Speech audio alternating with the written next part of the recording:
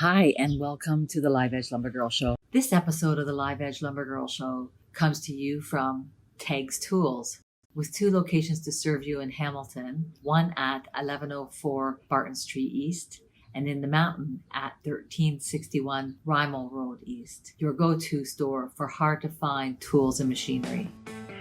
Utilizing his framing and trim carpentry skills, this maker has teamed up with his brother-in-law, and together they make up Puravida Wood Co out of Guelph, Ontario.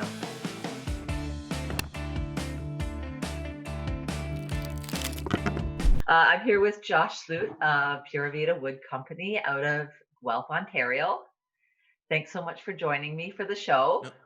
Thanks for having me. This is a first for me, so I've never even done a Skype call here, a Zoom call. So okay. This is interesting.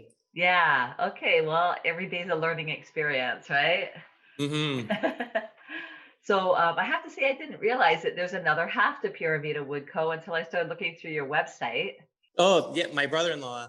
Yes. Yeah, Brian. Brian Sanchez. Brian right? Sanchez. Yeah, exactly. Okay. Tell me about that. Tell me about how you came together and created the Puravida Wood Co. Am I pronouncing it right? Puravida Wood Co. Yeah. Okay. I know exactly. Brian is right from Costa Rica, so he's pure Tico, and so is my wife. So that's how we met. So I met Brian's sister 7 years ago now, and when me and Brian just kind of started hanging out a lot, we were both musicians and stuff like that. And when I got older, I kind of just decided to give up the band life and decided I'll just start. I'll give up my studio and start a woodworking shop instead, and then just on weeknights I would just go in there and just make whatever I could. And then Brian was at the time working a cabinet shop. So Brian introduced me to a lot of things like pocket jigs and stuff like that, right? So we kind of got talking about kind of our interest in wood, and then it just decided, let's just do this kind of part-time as a side hustle and just see what we can make and make a name of it. And and that's kind of where we came up with the name too. So I wanted to do something a little bit more to his side of the business kind of thing. So that's where we came up with Puravida, because Costa Rica, it's kind of like a common saying to, like in Hawaii, how it's mahalo. So they all say Puravida, so it's hello, goodbye. Want to say something's cool, you just go with Puravida. Okay. So I always love that, yeah. So, yeah, that is really cool, actually. Yeah, so if you've ever been to Costa Rica and you see the name, have. you just instantly, you just know Puravida is kind of the thing, so. Yeah, okay. But so that's me and Brian just kind of got together and just started working side. And then 2 years ago, I quit my framing job. So I was a framer of custom homes for 12 years. And then I decided I'd rather just do custom furniture instead. Just because I like being in a nice little warm shop instead of up on a high roof in a blizzard or a rainy day. So I just kind of started doing that. And then come February, Brian will be doing it for a full year. So February will be our 2-year anniversary.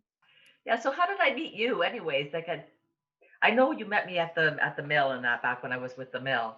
Did you come across me on Instagram? Was that how we met? I'm not sure. Yeah, exactly. I kind of wasn't, I saw all the LiveEdge stuff you were posting, and when we first kind of got it started, you don't really know where to go kind of thing. So it's hard to find, especially when you're first starting out, it's hard to figure out. There's more wood than the Home Depot, right? So yes. I saw your stuff and I started kind of inquiring about all the wood you were posting, and then I kind of slowly clicked in that it was Bowman Sawmill. Yeah. Because I think I saw you there one day, and it was like, oh, I get it now. Yeah, it connects all of a sudden. Yeah. Exactly, right? Because it was just searching on like Google and stuff, and just people telling you that there's sawmills out that way, kind of thing. So. Yeah. Okay, right on. So I noticed on your website that you're doing some fine cabinetry. Is that something that came from your brother-in-law's side, or tell me a bit about that and what you. Yeah, Brian, like I said, his background was a lot of cabinet making, and mine was framing. So Brian has been doing a lot of cabinets. Like currently, he's working on a nice built-in bench that goes along with a little kind of nook table there. And then like I said, I have a framing background. So a lot of what I did the past couple months has been trimming. So a lot of like hanging doors and kind of just inside the house is kind of, like I said, that's where my background always was being on a job site. So that's been like, it's been different. It's not exactly where I think I want the business to continue going. It's good money in like trimming out houses and stuff like that. But like I said, Brian lately has been in the shop completely just hustling and working on his own. But now that we said we have a new shop too, that Brian's really been busy. So it's either we have to either hire somebody or I need to be there more. So I know, like I feel your pain. It's like, right. So I gotta hire somebody. How can you continue? When you're growing, it's like you have to make that decision. Exactly. To bring someone else in. Exactly. Right. And I feel like we're growing really quickly lately. So come the new year, we're trying right now just to finish off everything we can. So there's a lot of orders for charcuterie boards and Christmas gifts.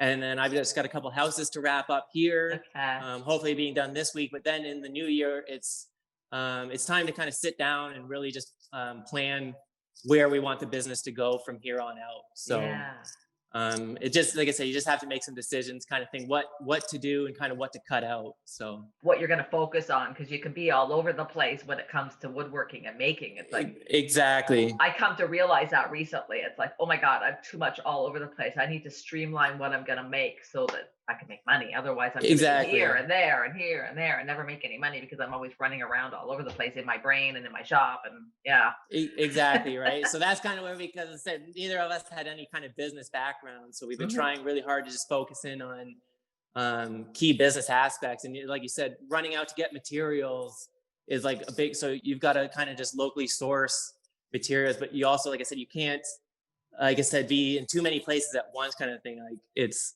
if you want to just, like I said, focus on things like charcuterie boards and just focus on that kind of thing. Or like I said, I should be either focused on just doing trim, but it's not something that totally my heart, like it's something I'm good at, but it's not really something my heart's at. Right. So we could just streamline and just frame or just hang doors and trim all day long. But if that's not where your heart is, then you need to be doing that. So you want to use more mind you, there's nothing easy about hanging a door. You got to be good at it. You got to exactly. A lot of people just think that if you can build cabinets, trim is no different, but trim is its own its own art kind of thing. So like I said, you have to know, agree. Exactly, kind of it's better to know if you know how a house is actually built to do doors properly. So like I said, that's just where my background is, but it's one of those things I also have to, like I said, take a step back and really realize what do I want to be doing. Because like I said, I'm out in Cambridge right now. So I'm quite far from the shop, but so if Brian needs a hand, it's very hard to actually stop what I'm doing and give him a hand. So, right. So I need to be closer, more close to the shop kind of thing. And well, definitely what you know and what he knows, you definitely complement each other very, very well. Like that's really awesome. It's a good pairing, definitely. So tell me, like I saw you posting about your new location in Guelph on York Road there, and that you're going to be selling some wood as well.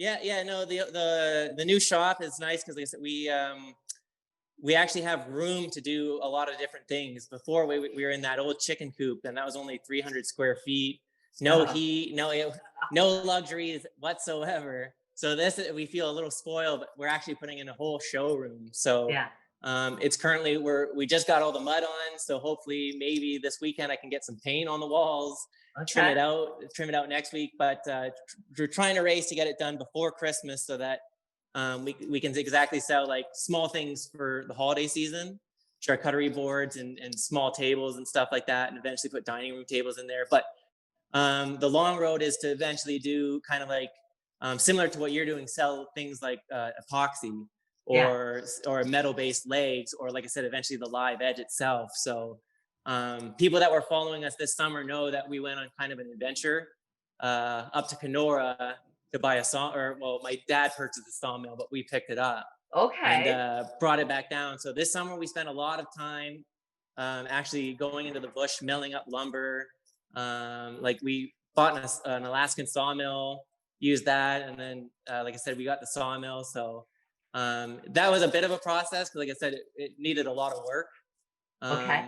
But we do have quite a pile that's just starting to dry right now. Hopefully next year, we'll build a solar kiln. Okay. Exactly. Get our own little solar kiln out and just kind of do it that way. And then eventually have, like I said, LiveEdge slabs at the shop kind of thing. So my basement's currently full of LiveEdge lumber right now and a bunch of products. So I'm hoping to exactly get everything out of my basement into the shop. So right on. Yeah. It'll be kind of nice. Oh, I'm so proud of you. You're doing Thank so you. awesome. Yeah. Thank you. Yeah, really. Like that's awesome. Because when I first met you, you were just sort of dabbling in this and that. Yeah. And was that when you first started working with LiveEdge then? Like had you worked with that previous to coming to the mill? No, the first experience I got with that was like in college at Mohawk College. But like I said, I was always working with spruce 2x4s and just thinking that's what you make furniture out of. Like I would always use those. What's her name? She always had those DIY plans on Pinterest. I can't remember, but I started with that kind of stuff, right? Making things out of pine and 2x4s, and then like when I found the sawmill and actually you could just buy LiveEdge stuff. Like I found A&M in Cambridge there, but which I love them. But like I said, when you're trying to run a bit, you need to find it kind of from the source. Yeah, you need to find wholesale pricing. Yes, exactly. So finding Bowman Sawmill was a big kind of game changer. And we still go there all the time, honestly, for all our LiveEdge. Eventually, like I said, we're hoping to bring it in-house a little bit. Yeah. But for now, we still get all our stuff from there. But yeah, no, that was, like I said, the first time just working with LiveEdge and getting a feel for it and really coming to just learn. Because like I said, I just had a basic understanding of wood, and just the past maybe 3 years have really just expanded and just always try to learn more and more about it. So what are you working on right now? I saw you post a table that matched your Christmas lights. Was that something you just recently finished? It said, "Are you taking care of your Instagram?" Yeah, I take care of the Instagram. Yeah.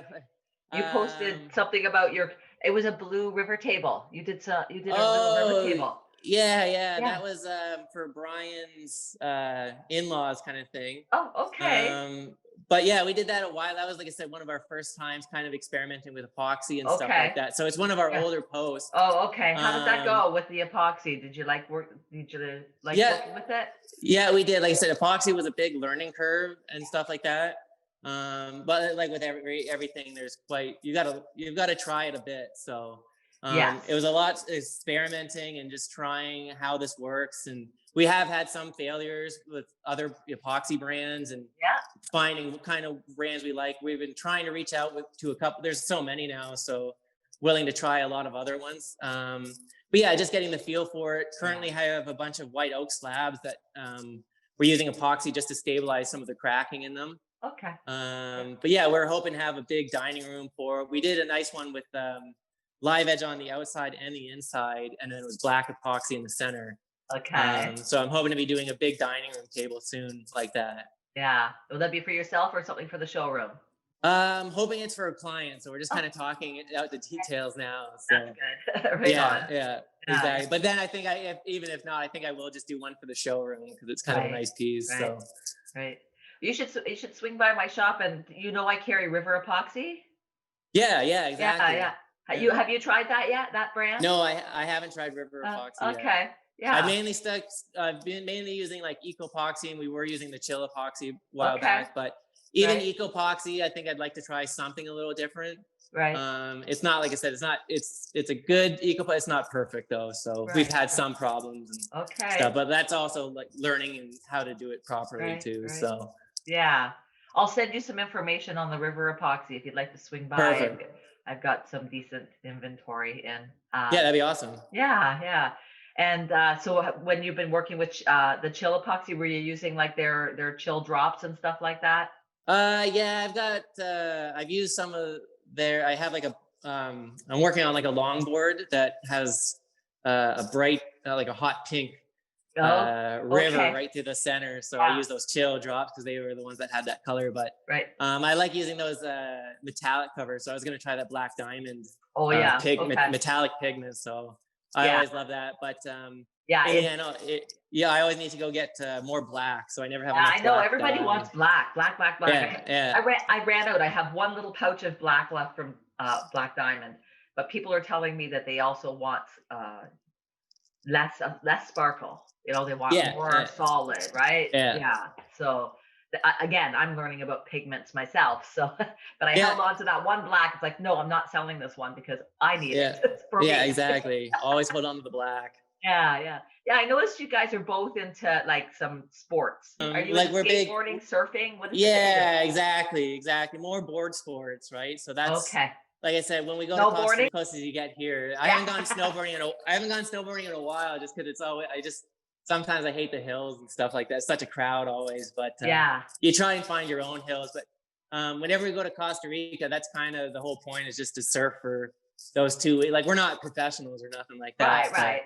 Me and Brian are, exactly. So we're always just searching the beaches for the best waves and always just talking to the surfers. And so we love that. And skateboarding is a big, like, we always love the skate parks and stuff like that. So and then like I said, Brian's a skater and I like the longboard. I just like to cruise on that thing. So okay. So when you're surfing, like for me, I'm afraid of the ocean because I'm afraid of sharks. So have you ever, when you're out there, do you ever see like big fish or like? No, I've seen like a puffer fish. I think that's like the worst I've seen. But no, nothing crazy. Like, I think a lot of like the big waves kind of actually keep, because that's what my wife doesn't like, still water, because she's afraid of stingrays. And she goes, that's where they actually hang out, is in the still water. But they go when it's because Costa Rica has like 6-foot waves kind of where we go, but they even have like 12-foot tall waves. So they have real big hard waves. So it usually keeps everything away. But it's just when you get to that point where you can't touch the bottom anymore, that's kind of because you just know, like, if you got to have strength, you got to have a lot of strength to be a surfer, and if the tide pulls you out and you can't swim back in, you're in trouble. So right. So because I visited there a long time ago now. And we went on a speedboat trip. And we saw a barracuda chasing another fish, and they were both pretty big. And like they were jumping out of the water and going like heck. And then we saw dolphins swimming all around, and it was pretty cool. No, if you hang around long enough, you see a lot of cool. We've seen like turtle hatchings, right? So I have one post on Instagram where we were I saw that. It was right after Brian proposed to his fiance, and we were walking back. And then all of a sudden there's this line, you just see people trying to keep everyone back, and then it's just all these baby turtles making their way to the ocean. So I go, okay, that was kind of one of the highlights of my life, I think. So I always told Lisa that if I see that, I'll be pretty happy. So that's awesome. Just bucket list checked off. Costa Rica is a beautiful, beautiful place. Exactly. It was the first time I ever left the country. So so now it's, like I said, that it has a piece of my heart. But me, like I said, eventually the dream is for whenever me and Brian are sitting there sanding charcuterie boards down, like trying to get those handles perfectly round and smooth, I just pretend it's a surfboard. I just always pretend we're just sanding down surfboards, right? And so eventually the dream is to actually kind of live out there and maybe do that for a living, right? So later in life sort of thing. Yeah, exactly, right? So it's kind of, I think there's a surfboard company in Maine that actually does a class. So I think it's Green Surfboards, I believe. But I'd love to just go do that for a week and just learn how to build a surfboard out there, and then just take that back here and maybe like do because like I said, there's no surfing really here, but longboarding is stand-up paddleboarding. Yes. Is really popular. So I've been wanting to take that up. It's awesome. I love it. Yeah, great. Because it's a great way to keep in shape too, because you're using all the muscles in your body to be able to stay on keep that board. You got to have balance. So balance. We did it in Costa Rica, and the guy takes us down a river, and he's just like, "Don't fall here because there's alligators in this water." So I go, "Well, I'm not good. Like, I have horrible balance." So, but it kept me, that was enough motivation. Just don't fall in there. So. It's like scare you into it. It's like, oh. Yeah. He's pretty, keep you up, scare you straight. Awesome. And we got a little off topic of the woodworking, but that's interesting. I Yeah. glad that you have that connection to Costa Rica, because definitely it's one place that I went that was one of my favorite trips. I absolutely love. Yeah. The artists there are amazing. I went to a place Yeah. called Sarchi. Yeah, it's unbelievable. Yeah. All these artists, all the way up and down, and all these different stores that you can go into and buy. That's cool. Products, right? I have several pieces here actually that I brought home with me. Right on. Yeah. We always chill in Santa Teresa, so it's like a real just laid back spot. It's it's pretty popular now, but it's staying in. There's just a lot of like artists and stuff like that. So, and like I said, just the surfers are crazy there. So. Okay. Yeah. Nice. Yeah. So let's get back to your shop, to your new location. So are you in the building that Metric used to be in? We're right in the front there, so you can see us right off York Road. Yeah. Okay. And we're direct. I believe we're I know there's a tire shop above us. Okay. But it's right above the grotto, right? So the rock climbing place, and the skate park used to be there, but the ward's gone now, which is unfortunate. Right. The ward. I grew up in the ward, so yeah. Right. Yeah. Yeah, I grew up on Toronto Street, so yeah. Right on. Yeah. Yeah. A lot of my friends are still in around that area, actually. Yeah. Okay. Or their parents. Yeah. Yeah. So I know it well, and I've serviced that area, that building actually. Do they still have the woodworking co-op up in the back? I'm not sure if they have a co-op, but there's quite a lot of other woodworkers in that area. I know there is. Right. So there's Hayes Custom Woodworking and there's quite a Enzo, I think. I can't remember all the names, but I still haven't had the time to actually like be there and actually go and introduce myself. Uli from Old World Woodworking is real there. Next building over, yeah. So it's nice to actually be in a community where we're surrounded by other like-minded individuals. Where before we were completely secluded, we were, like I said, on a farm in a chicken coop, kind of hidden away. So it wasn't really the best. It was kind of uncomfortable to even bring clients out there. Basically it's like come into this dirty little cold shop that's no windows or anything, right? So they wouldn't feel comfortable with that. Exactly. We had a client come down and it's just like you're hanging out with two dirty grizzly looking dudes, and it's just like with the beards and everything. Yeah, I know. I've been meaning to shave too. I was planning on doing that. That's okay. I like beards. Well, come the new year, I said I just got to get. It's like my playoff beer. Just got to get through the year, and during the Christmas break, I'll do it. But yeah, I know. So like I said, we just want it to look. Now it's a lot more professional. So we currently, just like I said, I'm doing a little bit of shopping, trying to find like local. Like I said, I was gonna go talk to our chair maker and see if he could just make us a couple of chairs with upholstery, but I wanted all certain color, so I wanted it to all be that gold Puravida color. So. I just bought some paint. I was going to do a nice accent wall. And just like I said, we just got like a desk that I got off Kijiji and stuff like that. But looking for rugs. But yeah, I kind of have this vision, and hopefully, like I said, it's up and running. But it'll just be a lot more professional settings. So rugs. If you're looking for some area rugs, I don't know if they're big enough or whatever, but I bought a couple of area rugs from Surplus Furniture. Oh, okay. Yeah, they have good prices. Yeah, if you're just looking for something for people because they're just walking on it with their shoes, whatever, like that's a good spot. They've got a couple of really cool designed ones that you might like. Actually. Perfect. Sort of weave stuff. Yeah. Sort of natural looking. I think that if I'm picturing your vision. Yeah, right on. Yeah.